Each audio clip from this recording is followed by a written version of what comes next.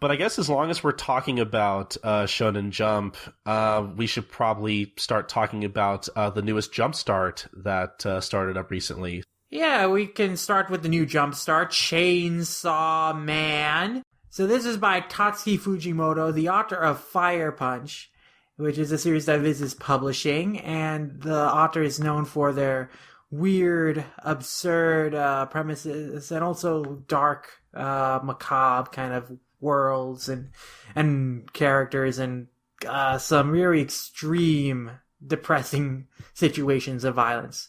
So I've not read Fire Punch, but I have heard a lot about it, and people have mixed opinions on his style, and it's kind of strange that they'd create a series for Weekly Shonen Jump, but it encapsulates those ideas of friendship, effort, victory, just in a very dark way, and in a very less optimistic way, I would say, the chapter turns out. Whereas where most Shonen Jump protagonists are like inspired by their depressing situations to overcome and rise up, this is very much fueled by tragedy all the way up to the end, with a very brief glimmer of hope in a situation that is not necessarily all that different than the one he started out as. But it also balances the darkness with some cute elements, like the chainsaw dog Pochita, which it doesn't look like a dog much at all, but He kind of looks like the dog from Paranoia Agent if you put a chainsaw through it. Yeah. Yeah, I mean, I love the design of this thing. He has, like, these handle ears. He has a chainsaw for a nose. His tail is like the string you would pull to start up the chainsaw. It's such a funny design. I love it so much. I would buy a plush of it. I would buy a plush of it. It's like a great mascot. It's like insane that he kills it off in the span of the chapter. Like, that's pretty bold. But yeah, so basically the premise is the main character Denji, his dad committed suicide and left him with a bunch of debt, and so basically he has become a slave to his dad's creditors, and to survive he makes a living as a devil hunter with his pet devil Pochita. And so they go around killing devils and earning money, but, very meager allowances. He can barely live off of, to the point where he only eats like a single slice of bread a day. He lives in a worn out shack with like really nothing inside of it. And it is really miserable because, he's stuck in the situation that is very unhappy, but just has to deal with it, because if he doesn't, his creditors are gonna kill him for his organs or sell him as a sex slave or something. So see now, Denji is the kind of person who cannot afford to read Shonen Jump. Yeah, if your situation is better than Denji's, really, you should not have to complain about subscribing to Shonen Jump. But seriously, so this guy, encounters Pochita on the day, of his dad's funeral, and he, thinks that Pochita is going to kill him, but, as he sees that Pochita is injured and dying, that reminds him of, his father's dead, and you can interpret, his frustration that he watched his father, he discovered his father's dead, he couldn't save his father, so he saves Pochita by, offering him some of his blood, and that this becomes a contract between him and Pochita, so that, they will save each other so that neither will die. And so that's how their partnership starts. But later in the night, things aren't going so great because Denji coughs up blood, and it's revealed his mom had a heart condition, and these are symptoms that kind of started out the same way. So, well, it's not enough that he's in debt. He's also slowly dying. But it goes from bad to worse because his creditors take him to some abandoned warehouse where he's horrifically murdered and cut up by a devil who has enslaved his creditors as zombies because they were greedy and tried to get power from him. But then the devil just manipulated them in turn and turned them into zombies. So they horribly butcher Denji and Pochita, trap him in a box, and they don't shy away from the graphic violence here. He's cut up into parts and just thrown around in this box. Like his head's severed, all his body parts are severed. Like literally what the creditor promised he'd do to him earlier in the chapter, like, happens. But, his blood slips into Pochita's mouth. It causes a reaction where Pochita fuses with Denji's body and heals it, and so now Denji becomes half devil, and so he fights the zombies, he kills the devil, and then at the end of the chapter, a devil hunter comes, discovers him, and offers if he becomes her pet, she'll keep him alive, otherwise, she'll kill him. So it's a better situation because at least he'll get better breakfast under her. But, like, it's kind of the same situation, and that his life is in someone else's hands and he's at their mercy. But that's the brief glimmer of hope, is that, like, his life has improved just a little bit. He's lost his best friend in the world, but, like, now he'll at least get better breakfast. Like, one dream has come true. I mean, I guess 2 dreams. Like, he got to hug a girl, which was his other thing. But yeah, it's a very dark sense of optimism. Like, finding the bright spot in, like, a miserable situation, which is very different from, like, how, I think about other Shonen Jump first chapters in which the protagonist might be in a miserable situation, but by the end of the chapter, it is, like, unambiguously hopeful. But with the end of this chapter, Chainsaw Man, like, it is still ambiguously and precariously uncertain, like, what's in Denji's future.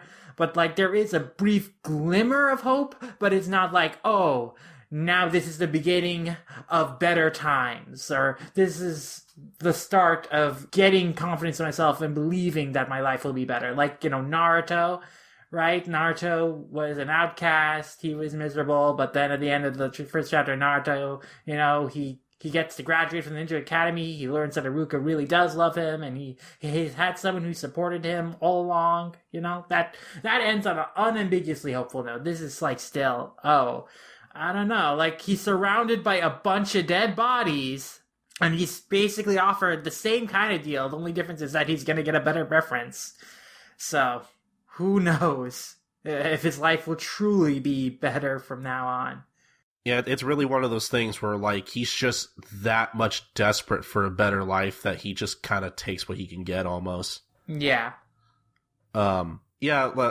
Just like Lum, I have not read Fire Punch yet. It's something I do want to get to, hopefully sometime soon. But so this is my first time reading any of Fujimaki's work, but or Fujimoto, I'm sorry.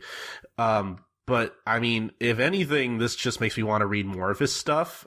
I mean, I don't know how I'll feel about Fire Punch, since I know that has a lot of mixed reception. But no, yeah, I don't know. For a Jump series, I thought this was really interesting.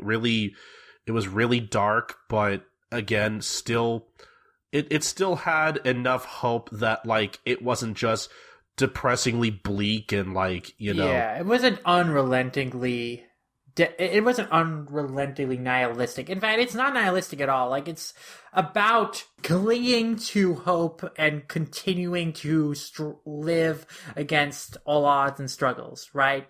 Like, it was still fun to read.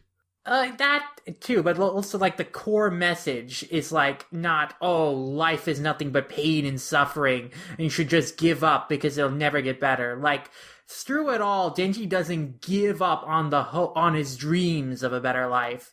And even though Pochita sacrifices itself for Denji, that's also in that sense of, I want to see you achieve your dreams. I want to see you live a happier life, So it's all about continuing to struggle, to fight for a better life for yourself, not give in to the darkness of the world, but to fight against it. That's the optimism in the manga. So it's not trying to present that the world is completely bad and there's no hope. Like, it's trying to present the sense that, yes, there is hope. And so that's why it still ties into these ideals that Shonen Jump has of friendship, effort, and victory. You know, core friendship of Pochita Denji in this chapter. The effort is to struggle to survive. Victory is at the end, where because of his struggles, because he continued to fight and didn't just give in to that, like, he now has a better life than he had before. You know, still not a great life, not a free life, but it's better now. And he has because he's alive, he has the chance to continue to make it better.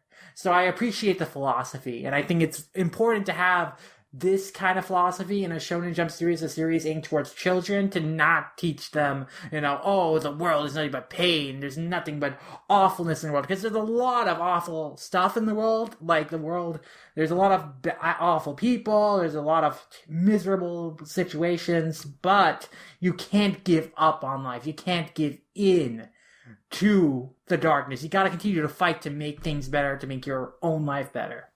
But yeah, I like Chainsaw Man. The more I think about it, and like the philosophy and message it gets across, like compared to other series that people would consider, oh, this is so unlike Jump, like Promised Neverland and Dr. Stone. I think this is the most unlike Jump in terms of like just the bleakness of the situation, in the sense that it isn't so abstracted from reality, Denji's situation. Like, yeah, like, he's a devil hunter, but this idea that he's basically enslaved by his creditors to do deadly tasks, and then there's always this threat of death looming around him, like, unfortunately, like, there's child trafficking today, and children are in situations like this because of, you know, because of whatever happened, maybe to their parents, or like they owe some money to other people, like they are put in situations where they're at someone else's mercy like this. So that, like, the fact that this can be like interpreted so directly to a real life situation makes it all the more powerful and more uncomfortable, in the sense that it feels like a topic that you would expect more mature readers to more easily like understand and grapple with than younger readers who like need that abstraction of fantasy to kind of like soften how dark these themes are. Like with the Promised Neverland, you know, you have these kids in this orphanage, and they're being eaten by devils, you know, so that's extracted from this idea of how, you know, children are being preyed upon by all these malicious forces, right? Like, that's like not a one-to-one direct thing, but like here, like Denji's situation removed from like what his job as a devil hunter is, like that is like a very direct thing. Yeah, so this to me felt like, you know, I expected more out of a seinen manga just because of how the subject matter is presented. But because the core themes are so optimistic and so very clearly stated to be optimistic because of the emphasis on dreams and the core friendship between Pochita and Denji, this is still very much a Shonen Jump series, but just because it's the least abstracted in terms of how it's expressing those ideas and the situations it presents, you know, that felt to me like, you know, pretty bold and unexpected for what I'd expect out of a Jump series. Yeah, like, it is really surprising that something this adult runs in Jump. I mean, I guess Jump has had like slightly more adult things before, but like you said, it's just optimistic enough that I think it still fits in Jump's like lineup. Yeah, I mean, it's not like Jump hasn't published stories that deal with very mature topics and do so by directly talking about those topics and presenting those topics, but it's just that put this in contrast to the rest of Jump's lineup now. Like, there's a big, it feels like there's a big disparity between this and, like, Food Wars, for instance. Or One Piece, even, like, literally the next chapter after this. Before Chainsaw Man, I think you can make the argument that, like, probably the darkest thing running in Jump was probably The Promised Neverland. Yeah, I mean, another thing that sets it apart is that there's very little, like, over the top, like, explicit humor in this manga. Like, it is a very serious story. Like, there are small moments that are humorous, like, but, like, in general, there's not a whole lot of comedy to soften the darkness. Even Promised Neverland's first chapter had a lot of humor in it up until, like, its big reveals. That's true, yeah.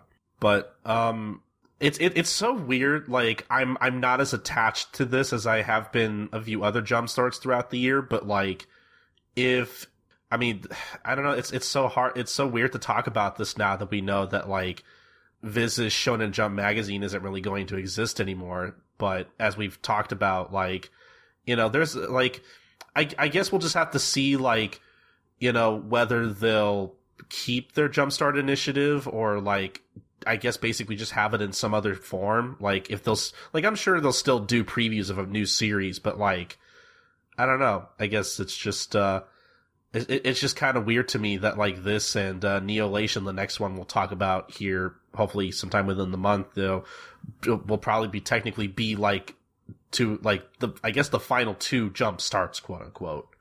I think they'll still continue this initiative of, I mean, I don't know, maybe they'll keep the Jumpstart name still, the branding for these kind of series, where they preview the first 2 chapters of them. We don't really know yet. That's a question we should explore later, maybe, or maybe get explained later. But yeah, I think that we'll still see Viz continue to test out series with these 3-chapter previews, and hopefully also continue to publish more one-shots and the like. So I am not worried about that. I mean, the fact that, you know, because of this, the end of the magazine, like, there's going to be chapters of both Chainsaw Man and Neolation that will be published, you know, outside the magazine still. Like, that still gives me, like, an indication that this initiative will continue, even past the end of the magazine. I guess with the magazine, you know, basically out of commission now, like, I wonder what it'll take for Viz to pick up new series, I guess, is the thing. I think, again, I don't know if the survey will be kept around, so that's one other question that I have. I don't feel like it will. Well, I feel like the survey is a fun thing, and it's also a useful thing in terms of data collection for Viz, so I think that they could keep that around, and it'll be interesting to see. I mean, that's something we also need to see what they do with. But regardless, I think that it's going to continue to depend upon feedback and traffic. Like, now that a series will be published individually, they can monitor the traffic an individual series is getting. So, like, how many people read the first chapter of any given new Jumpstart, they will be able to look at those numbers and see how much demand there is in contrast to all the other series they're publishing. And that will help inform them of a decision of whether they want to continue publishing it or if they want to pass on it for the time being and see if demand for it picks up later down the line, like series like Demon Slayer. Well, whatever the decision-making process is from here, like, I really hope we get more Chainsaw Man, because I would like to read the rest of this. Mm-hmm.